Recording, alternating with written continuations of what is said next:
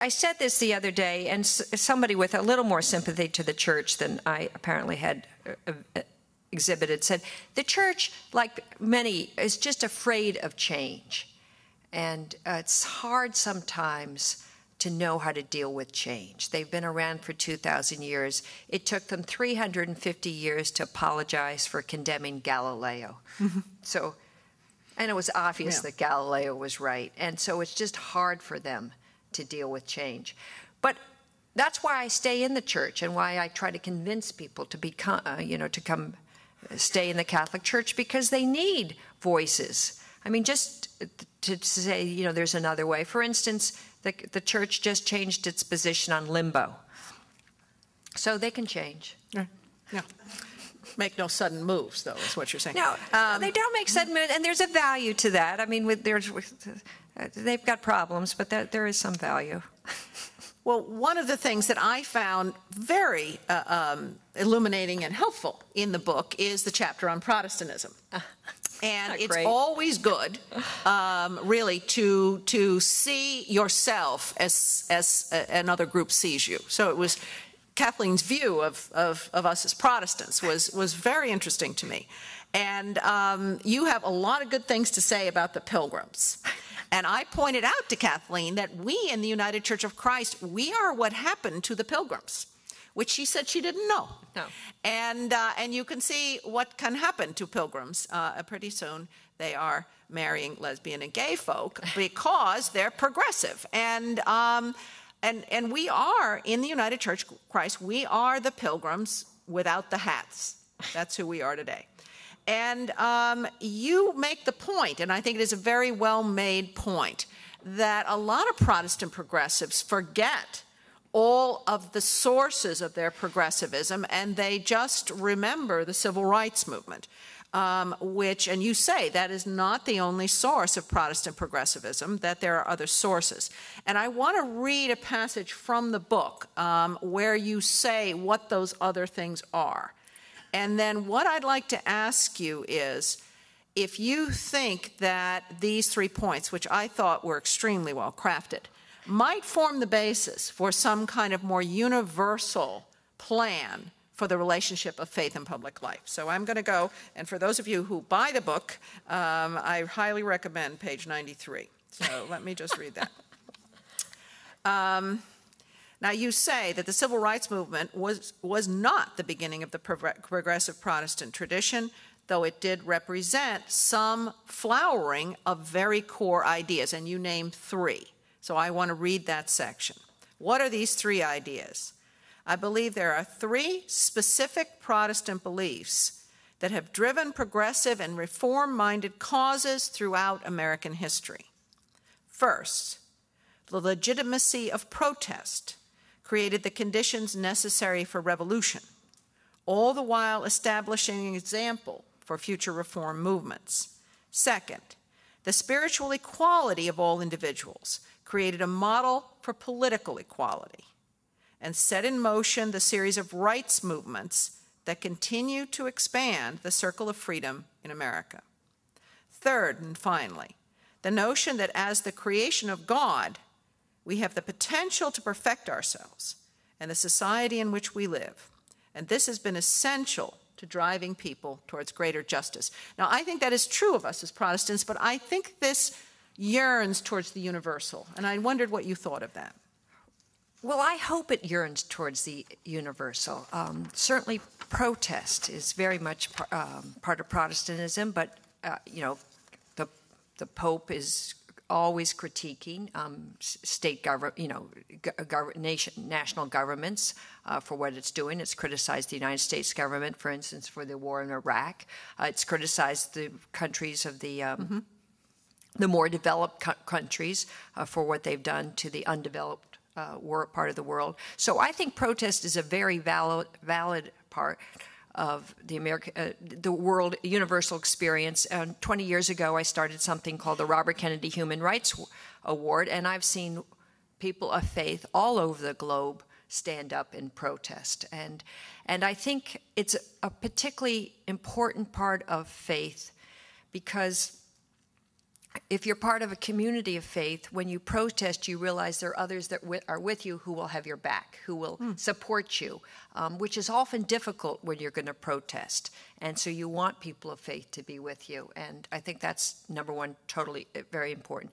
To the equality, obviously, if we believe, which is part of our faith, that we're all children of God, then means that we're all created equal. And I think that, obviously Thomas Jefferson, when he said all men are created equal, he wasn't right about that. He forgot women, which I think, you always have to correct your founding fathers. They're not, to show that they're not always right.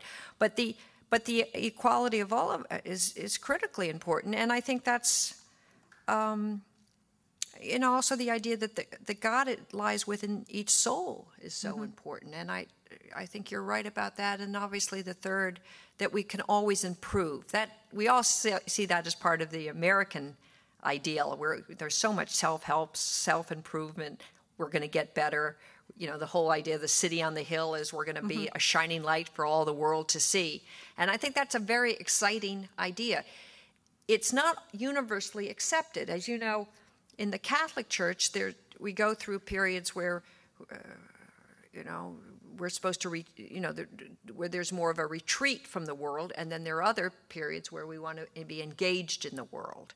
And I think that's true with the Protestant tradition as well, and probably other traditions. But I believe deeply that there's a universal character that we want to get better, and we can unleash it, and I hope we should. And I think that if we can focus on those three areas, and that the equality comes out of a spiritual sense of our souls, it's very important to do, and it's a way to talk to others. One of the strong themes of the book is that you are very critical of conservatives in both religion and politics for their failures on economic justice, and that they are not reflective of the teaching of the prophets and of Jesus. And then you quote the conservative columnist Cal Thomas, whom I will therefore also quote, because this is a whale of a quote. Cal Thomas writes, "There is no biblical expectation that a fallen world can or should or will be improved prior to the return of the one to whom evangelicals are supposed to owe their complete allegiance." Close quote. So Cal Thomas's doctrine of the fall here is saying that there's nothing we can do to make the world any better. And to me, and I think to you, this is so complete. I mean, what Bible are you reading?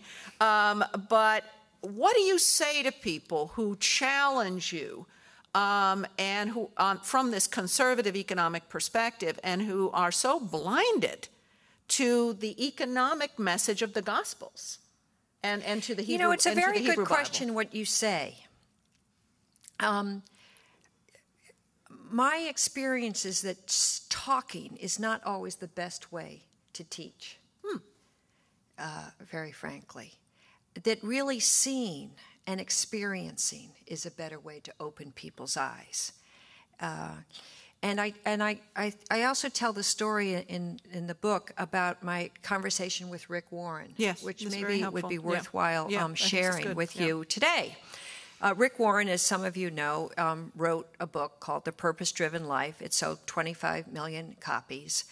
I went to see him, which was probably an occasion of sin, because I lusted after the fact that he could sell 25 million copies. Clearly, I wanted to do the same. But I read his book. I don't know if anybody in the audience has read the book, Purpose-Driven Life, but it's a compelling book. It talks about how God loves you and God cares about you, and that if you go through this period of 40 days, you will find peace.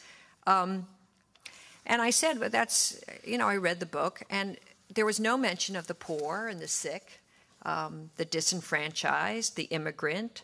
There was no mention of the hungry or the homeless, and yet you say that this is God's word. You missed a lot. I didn't quite use that tone of voice. Good thinking.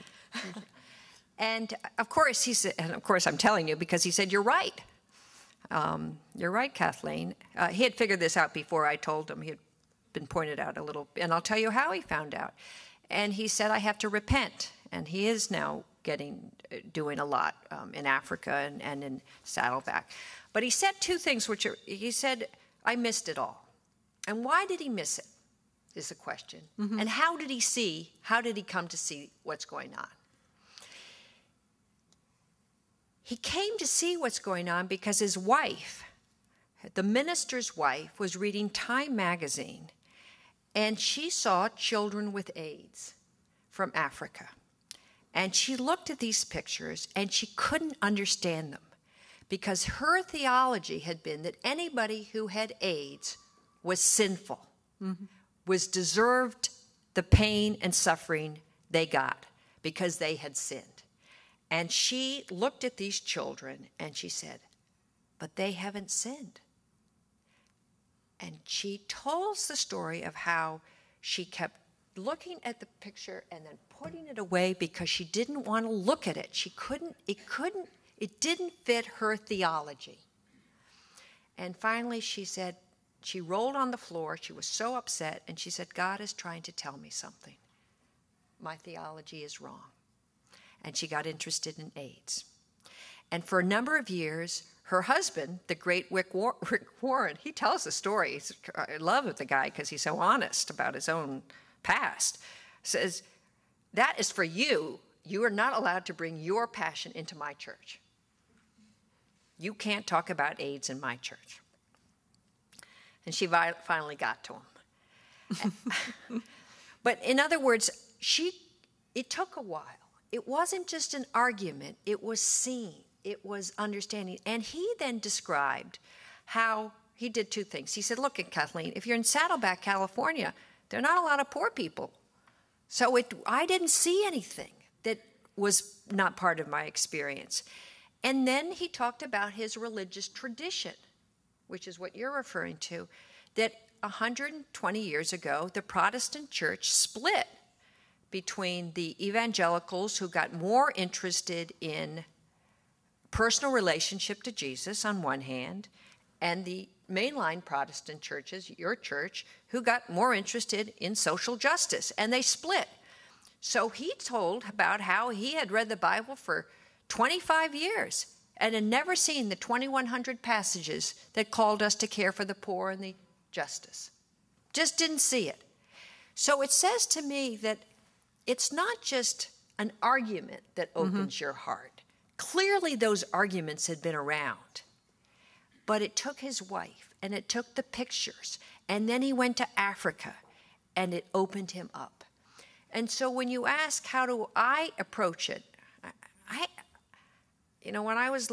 before I was lieutenant governor, I spent 8 years getting kids involved in making Maryland the first state in the country, still the only state, to require them to do community service. Because I don't believe that an argument alone can open you up. You have to experience. I think it's experience, which is kind of an anti-intellectual thing to say at a university, so I apologize. But my thought is, I'll tell you one other story that might be relevant to it. When I went to Harvard as a freshman, I took a course with Eric Erickson. And he would only allow people in his course who had done some community service. Because he said, that's the only way he can teach. They have to have done something. It can't be just intellectual. Is that helpful? Yeah, it's very helpful. Very helpful. So I think part of the challenge is, how do we open people's hearts? We do it with movies or pictures or stories, taking people. It's hard just to do it intellectually. One of the passages, and I told you this, that truly shocked me in this book was about contraception. And I think not only do you critique the Catholic Church's failing women on sexuality issues, but you pretty much have a constructive argument as well. But I did not know about this, so I'm going to read this and invite you to summarize for the group, and there may be questions then about birth control and also abortion. This is on page 139. For a time, it appeared as though the church might change its position on contraception.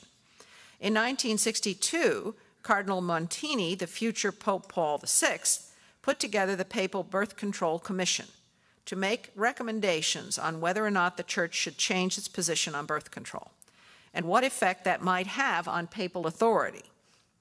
The commission included 64 lay people and 15 clerics, including a Polish archbishop, who in fact would become Pope John Paul II.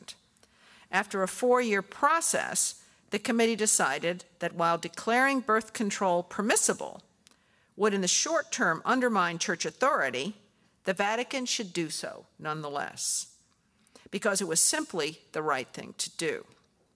According to newspaper reports at the time, the lay people on the commission voted 60-4 for change, and the clerics voted 9-6. But the Catholic Church, as you point out, is not a democracy, and nevertheless, the report said if it should be declared that contraception is not an evil in itself, then we should have to concede frankly that the Holy Spirit had been on the side of the Protestant churches. It should likewise have to be admitted that for half a century the Spirit failed to protect Pius XI and Pius XII, and a large part of the Catholic hierarchy from a serious error. And so, indeed, this decision was made not on the merits of a theological argument vis-a-vis contraception, but in fact on papal authority. Mm-hmm. And so I know that this is something about which you feel extremely strongly. So I wanted to give you an opportunity, because, I mean, as we discussed, ironically enough, what they feared, namely the undermining of the church's authority, has in fact happened. It's because true. Catholics use contraception as much in the United States as Protestants do. Yes. Well, it actually is ironic, because it did the decision absolutely undermined papal authority. 90% of American Catholics practice birth control. And it just shows that it's actually, I think will lead, I hope, to the democratization of the church, in a sense, because over and over again, the church makes it a pronouncement. We've now had the habit for 40 years of not paying attention to the hierarchy. Many priests don't believe it as well, and so once you get into the habit of disobeying them on one thing, you start to not paying attention on others. And it's really created a much more vibrant situation among Catholics, not among the hierarchy itself, but among Catholics, to think we have to think for ourselves in a way that was very much antithetical to what they've ever done. So, I think they made, in one sense, an enormous mistake, but on the other hand, it's helped the flowering of a much richer kind of church, if you think of the role of the laity. I thought that was very, very And it's interesting. The real Pope Pius VI, I think, would have allowed the change in birth control, but it was the Polish Pope the Polish Archbishop who eventually became Pope John Pope John Paul II, who was the major impetus not to change it.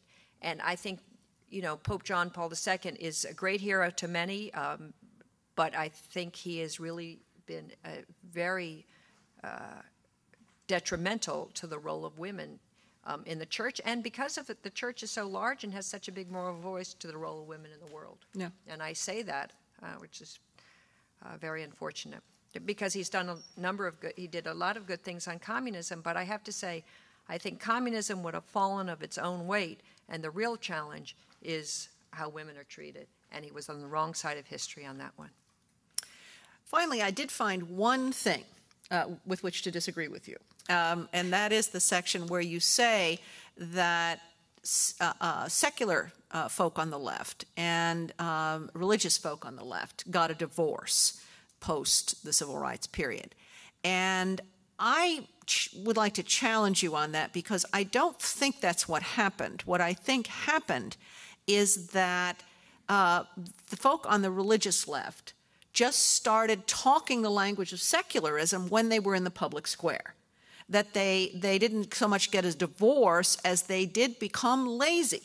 They did not do the theological and moral reasoning to be able to make a religious case for why they were defending, let's say, the common good, why they might defend economic justice. And I mentioned to you earlier today that we met a lot of people at Chicago Theological Seminary, particularly in our Doctor of Ministry program, who are dissidents from the Catholic Church, from the Protestant churches.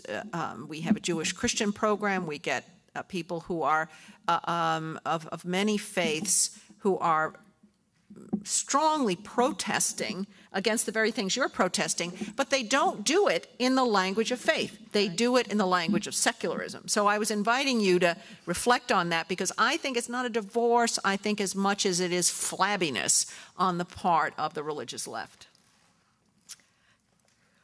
Well, I know you'd think that.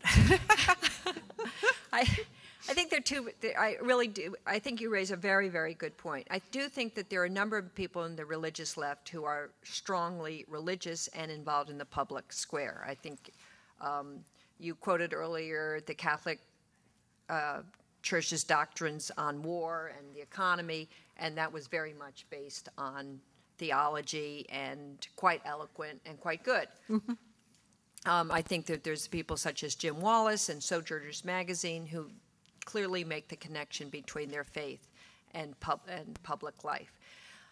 But I do believe that it has been hard, and I told you this when I wrote this book, to find a lot of writings, at least when I started this book, about faith and public life in the common language. And I do think it's because people have become, the religious left, although religious, they became afraid of articulating how they feel, and they don't have the language for how to use it in the 21st century, which is really why I wrote this book.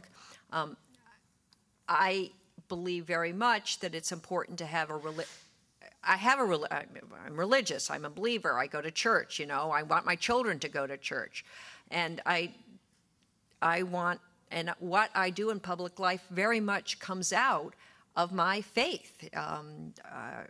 And I can go in over and over if you want, what I've done and why I think that really comes out of Catholic social teachings. So much of it does. And I wanted others to feel that I wanted this book to help liberate people of faith on the left to articulate loudly and clearly what's going on and what should go on in our country. And I agree that that's one of the challenges that we face, as to how to make that happen. And this comes, I think, really from the civil rights movement, when there really was a split, even 40 years ago, between those followers of Martin Luther King and those who criticized Martin Luther King for being too Christian, to turning the other cheek, to being too soft, and wanted to be followers of the Black Power movement. They were tough, violent, stood up. And there are very many members of the liberal, secular left, I would say, who followed the more, the Black Panthers criticized Martin Luther King. We don't remember that now because Martin Luther King is the hero, but that wasn't the case 40 years ago. Now, is there anything that you would like this audience to know about this book before we open it up for questions? I think I really did what you did, which is different than most people who ask me about this book. Many people talk about how I really talked so much about my own family. And I guess because I have so many 8th graders here, I'm going to tell you a story. Okay? When I was your age, or a year younger, when I was in 12th grade, when I was 12 years old, and I was in 7th grade, because I know you're all in 8th grade, my uncle, who was then President of the United States, was killed. And my father was the Attorney General. And 3 days after he was killed, my father wrote me a letter, and I'm going to tell you about the letter he wrote me. And this was a very tough time because my father worked very hard for my uncle. He loved him very much, and it was devastating, as it could be, to have him die. It meant he didn't know what his future would be. He didn't know what his relationship to Lyndon Johnson would be, which was very bad, as some of you know. He didn't know how Jackie would be treated. He didn't know what would happen to all that he worked for as part of the Kennedy administration, and he didn't know.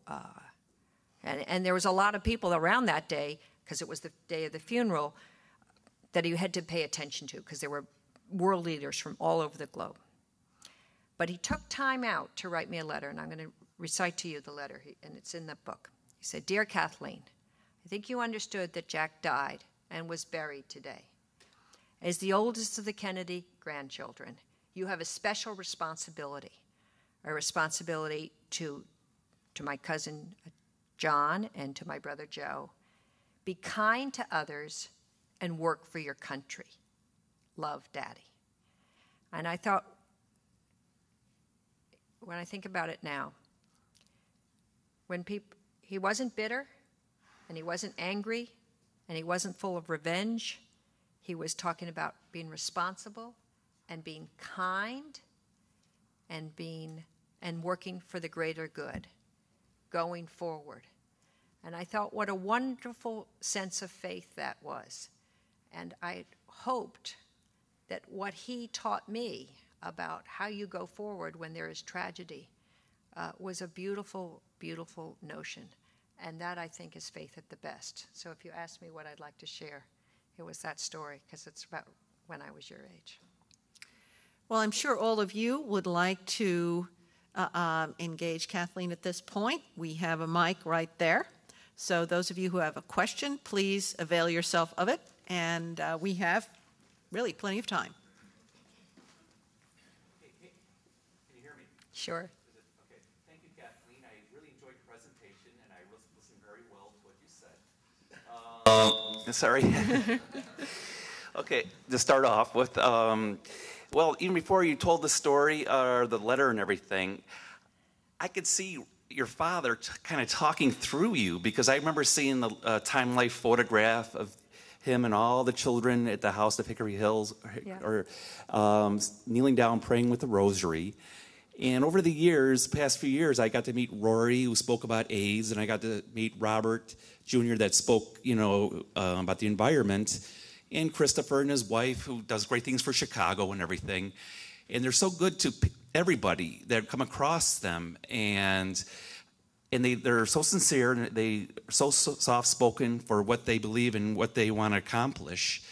And I feel like maybe your father's values rubbed off on them and yourself. And I just want to know what your father would think today about the Catholic Church and what's going on, and what his political influence and his personal influence would do today. Thank you. Thank you.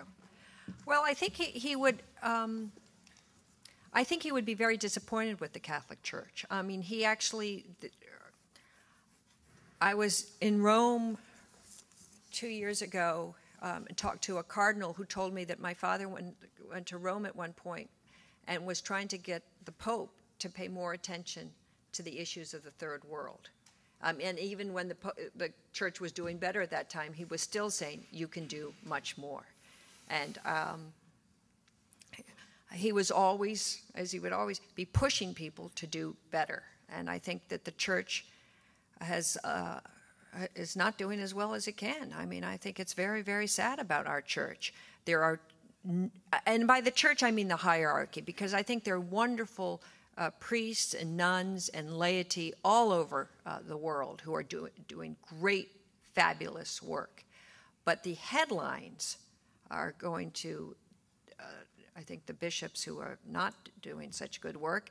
They're just condemning women, as I said, number one. And number two, I mean, I think he would have been horrified by the pederasty scandal and the fact that they seem to be more interested in protecting themselves than protecting the people in the pews and the children. So it's easy to say that, to criticize the Church, and I think he would have said that. But you know what I loved about, and what I think people respected about my father, he wasn't just into complaining. He was into what can we do about it. And there are a number of organizations that are really in the part of the Catholic Church who are trying to reform the Church from within. Hi, I hope you sell millions of copies. I'm from California, And speaking of family, I'm just wondering if any one of those copies has ended up in our governor's hands, or if you have any kind of dialogue going on. There are glimmers of hope for those of us on the left. Well, the governor has actually had the wisdom to marry my cousin. Yeah, that's what we love. And I spoke they have a parish church in Santa Monica, California, and actually the Monsignor there had me come and speak to about 40 members of the parish, including people from the who work for the archdiocese. And we had first of all, we got a book to Maria and to her husband, and we had a very lively discussion that evening. So we're making absolute inroads. I think he's doing a good job on a number of these issues, to tell you the truth. So it's well, thanks. Well, God bless them all. Yeah. Thank you. Yes. First, I want to thank you. I loved everything you said. And I want to say that as a Protestant, I'm as dismayed by the Protestant church as you are by the Roman Catholic. And I'm Episcopalian, a church which is torn by nearly imminent schism over issues that ought to take a back seat to larger issues. People who are incredibly dismayed about a minute number of people on the planet at the cost of concern for a wider number of people. So that I first became extremely distressed during the last election by the Protestant church, because all of the afflictions that you see in the Catholic Church, I see in the Protestant church, that many Protestant churches voted for the present administration around issues of gay marriage, around issues of abortion, around issues of stem cell research, exactly the same issues that you note in the Catholic Church. And where many Protestant churches, tragically to me, were bought off by the promise, the vague promise of money for faith-based initiatives. Mm-hmm. So it seems to me that, I've been on the board of seminaries where the curriculum is undergoing radical change, and people talk about getting degrees in things called spirituality. Right. Rather than curriculum and social justice. So I love everything I heard about your book. I felt like the lady over there who said, I hope you sell millions. It should be read by half as many people as Rick Warren's are reading Rick Warren's book. But I do think that for those of us who are active in the Protestant world, we need to make those same concerns on the front burner. So I'm going to buy the book, and I hope as you go around the country talking about it, that you open that whole set of concerns to the Protestant church in this country. Thanks. Thank you. Well said. Do you want to ask a question? Okay, why don't you come up first, and then thank you.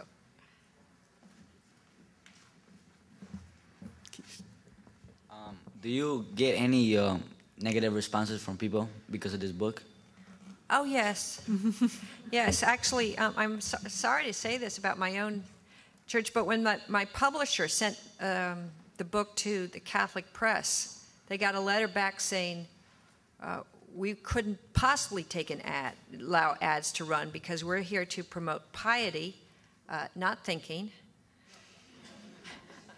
And she's a very bitter woman, referring to me, who probably doesn't go to church. So that was interesting. Yeah, so they didn't like it very much. A number of people have said they've tried to put my book into Catholic libraries, and the library wouldn't take it. But others, I have to say, have been terrific. I mean, I've got a letter from the Cardinal of Boston who said it's important to engage in dialogue. That made me very happy. I've gotten lots of letters from priests and from nuns who have said this has been very helpful. So that's been one issue. And then some of the far Christian right have made the criticism that this is just about communism. And that horse won't die. Yeah, it's so odd that communism is sort of dead around the world. It's sort of the one word they can say. It's so that's been a criticism. But thank you for asking.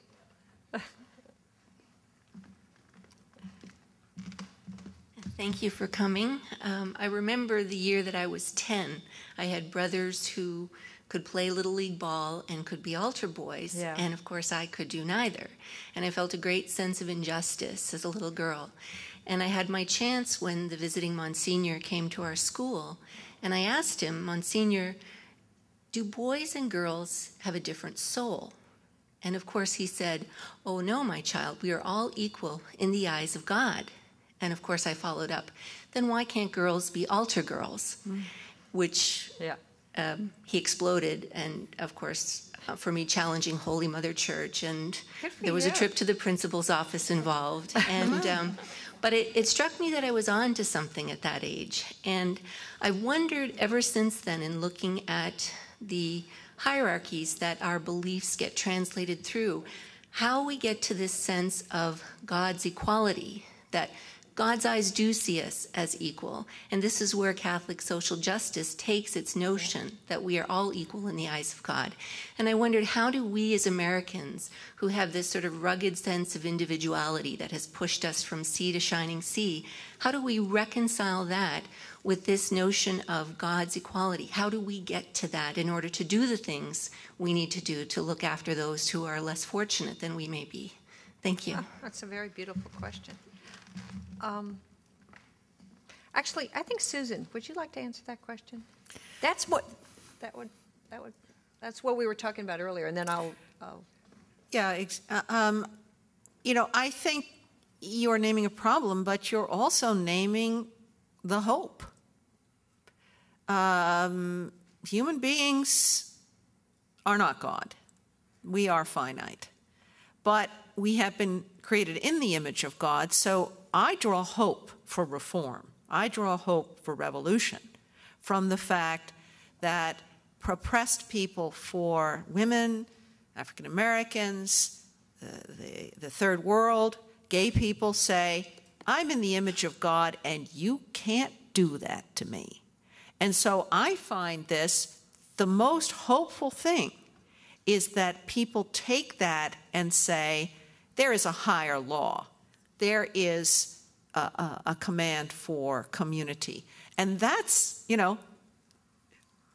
I bet somebody taught you that you were in the image of God. And that has been an enlivening part of your life. It is for me. And so, I find this the best thing, truly. I think that's right. I also believe that the church lives in church has lasted for the Catholic Church now I'm talking about, has lasted for 2,000 years because it's politically astute. And so to the extent that you can build intellectual pressure as well as political pressure about what they're doing to women, the better off we are. For instance, Pope John Paul II wrote a number of sort of new encyclicals trying to deal with the issue of women. He first apologized. Well, they had never, it's very hard for the Catholic Church to apologize. The story of Humana Vitae is a right one. They didn't want to prove that they were ever admit that they were wrong. So they had to admit at one point they're wrong. Two, he had to say there's a role for women. Now, the role turned out to be mothers and virgins. So it wasn't, there weren't a lot of choices, but at least they were, trying to deal with it. I think to the extent that schools of theology are teaching a much more open feminist theology than happened before. It's really been underscored that, at least in my understanding, that Christ was the first feminist. Who did he reveal himself to? Mary Magdalene, a woman. Who was called the apostle to the apostles? A woman. Who stayed with him at the bottom of the cross? Women. So who were the most faithful of all the people he was with? Women. Now, you're in Rome at the 2,000 years ago. You probably couldn't make women absolute leaders because that would have been difficult for that culture. But you could make the argument, he did everything he could to say that when the 20th century came around, you should be prepared. It is women's time. So, in other words, it helps us to understand our theology and our history to make the arguments. And I think that's what's going on right here at the School of Theology. Hi, I'm a PhD candidate in theology at the University of Chicago.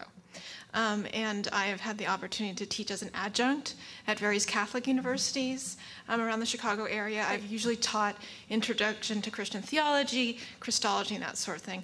The problem I found is that most of my students, majority of them, are not all Catholics, but they are Christians who think that their faith is important in their life. And this goes often to this statistic that gets sort of put around that a vast majority of Americans believe in God.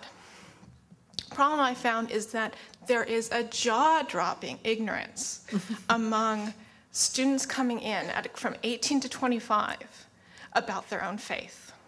They don't know the basic vocabulary, they don't know the texts, they certainly don't know the doctrines. They can recite the creeds, but if asked in any way what they mean, they have absolutely no idea. So the problem that I have, and I absolutely am for a progressive political agenda, and I'm sort of speaking about people who are, say, 35 and under, that with our generation, there is a kind of ignorance. And the problem might be is that how can you sort of appeal to a prophetic tradition when the students don't even know what prophets are? And whether that you can, the degree to which there would need to be some kind of educational change before that vocabulary becomes meaningful again.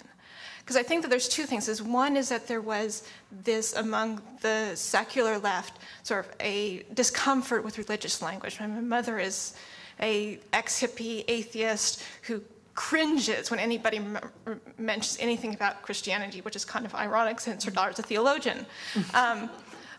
So you have them, but you also have people who are Christians who don't really have the background to make any of those kind of connections. And I read your book, and you actually sort of mentioned that part of the problem with the churches is they hadn't really articulated the theological connection to these issues. And what is the next step if we want to sort of create some sort of theological connection to these issues? Great question. I think there are a number of steps. One, the progressive churches should do theology. They can do Bible study, but we come from the Catholic Church comes from a tradition where Bible is one part of where we learn, but we're supposed to learn from reason, from Thomas Aquinas, from theologians. So I'm hesitant to say it's only Bible study because I think that's much more of a Protestant tradition than a Catholic tradition, as you well know. But one is to understand theology, to understand. Two, I think that people such as myself have a role to amplify what goes on in these schools, which is what I tried to do in this book. I mean, I'm not a theologian, but I can read what other people wrote, so I tried to make it popular and easy to understand. And third, I think there is a discussion now.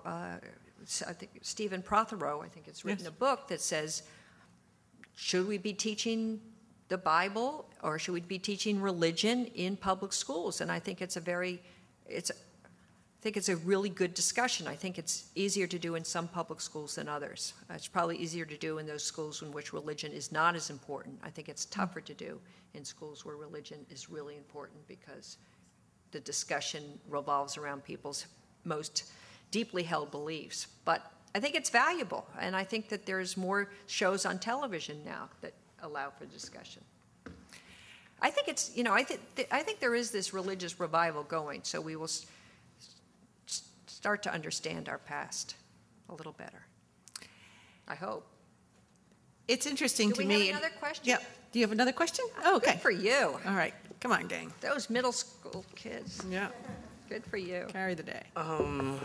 Did you lose a little confidence in the Catholic Church after your uncle and your dad died? Oh, that's a very good question. Actually, what I say, the question is, did I lose confidence in the Catholic Church? Or I'm sure you, after my uncle and my father died. To tell you the truth, I think it helped build more confidence in the church because the church and the rituals of the church gave all of us in our family something to do together. We would pray together, we would say the rosary together, we would go to wakes together. And I found that all my brothers and sisters are churchgoers.